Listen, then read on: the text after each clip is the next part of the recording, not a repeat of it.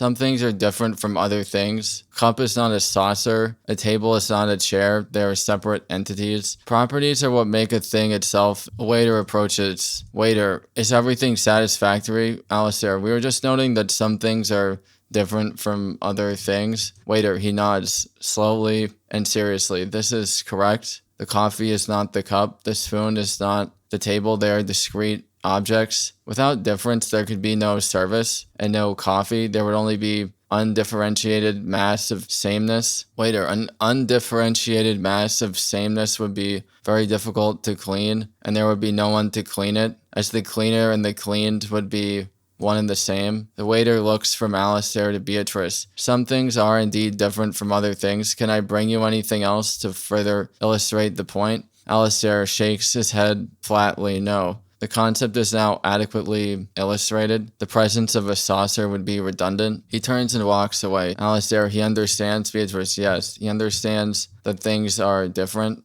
After they drove off the cliff, what happened? Beatrice looked at him. I do not know, she admitted. Did the car? Alistair paused, searching for the concept. Did it just keep going? Did it fly away? Like an airplane? Beatrice asked. They sat for a moment considering the image of the vintage sedan soaring gracefully over the canyon, becoming a speck. Is everything okay? The waiter asked. We don't know what happened to them after the cliff. The waiter, to whom? Bonnie and Clyde in the car? After it went over the side? The waiter, it crashed, he said. It fell and crashed. They died. Oh, I see. The simplicity of the waiter's answer was too simple. Perhaps, Alistair said. His expertise is in service, not automotive aeronautics. The car had considerable forward momentum. It could have flown to a different state. They could open the doors. Opening the doors midair, it could provide lift, like the wings of a plane. We have reconsidered the outcome. We believe the car achieved sustained flight, and they used the doors as ailerons to navigate to a safe landing in a body of water. The waiter came back.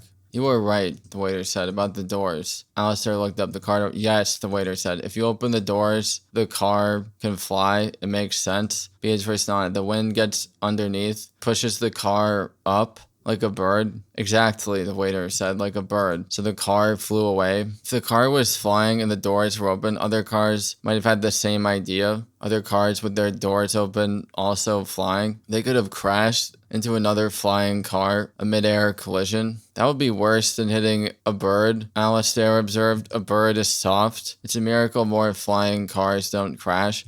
They probably have to use their horns. A lot of honking to warn each other. It would be noisy and annoying. Maybe it flew for a while, but then it hit the ground. Maybe it bounced back to the top. A big surprise for them and the police, who were probably still there waiting. The police would have been confused. They saw the car drive off the cliff. They thought it was over, and then it came back. Maybe the doors broke off from the bouncing. The bounce back theory is sound, the waiter said. Given the right angle of incidence and a sufficiently elastic suspension system, a rebound to the point of origin is theoretically possible. Perhaps it fell to the bottom of the cliff. Maybe the bottom was like rubber, and then it rebounded. It shot back up fast, faster than the way down, much faster. It went so fast. It went past the cliff's edge. It went higher than where it started. It achieved a new altitude, and then it came down again, but this time it came down on the road right where it jumped off originally. Then it just parked.